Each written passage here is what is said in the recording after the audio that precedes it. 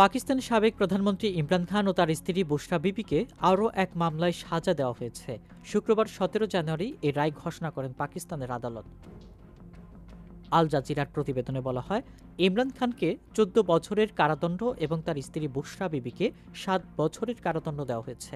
আল Kadir university project ট্রাস্টের মামলায় ক্ষমতার অপব্যবহার ও দুর্নীতি দায়ে তাদের এই কারাদণ্ড দেওয়া হয়।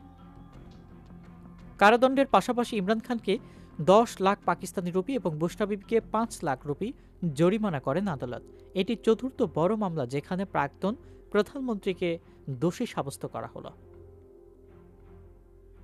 প্রসঙ্গত, ইমরান খান ও তার স্ত্রী বুশরা বিবির বিরুদ্ধে একের পর এক মামলা করে বর্তমান পাকিস্তান সরকার, যদিও ইমরান খান এসব রাজনৈতিক উদ্দেশ্যে প্রণোদিত মিথ্যা মামলা বলে দাবি করে আসছেন। গত বছরের ডিসেম্বরে ৭টি নতুন মামলায় পাকিস্তানের সাবেক প্রধানমন্ত্রী ও তেহরিকি ইনসাফের পিটিআই প্রতিষ্ঠাতা ইমরান খানকে ১৪ দিনের বিচারিক রিমান্ডে পাঠিয়েছিলেন দেশটির সন্ত্রাসবিরোধী আদালত এটিটিসি।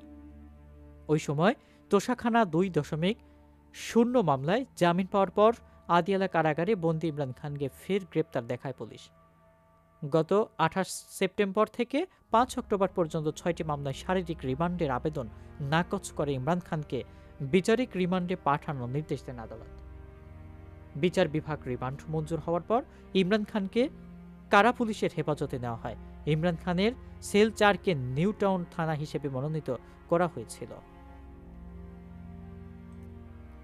এছাড়া গত বছরের শেষ দিকে সহিংস বিক্ষোভের পর পাকিস্তানের সাবেক প্রধানমন্ত্রী ইমরান খান ও তার স্ত্রী বুশরা বিবির বিরুদ্ধে নতুন এক মামলায় অভিযোগ আমলে নিয়েছেন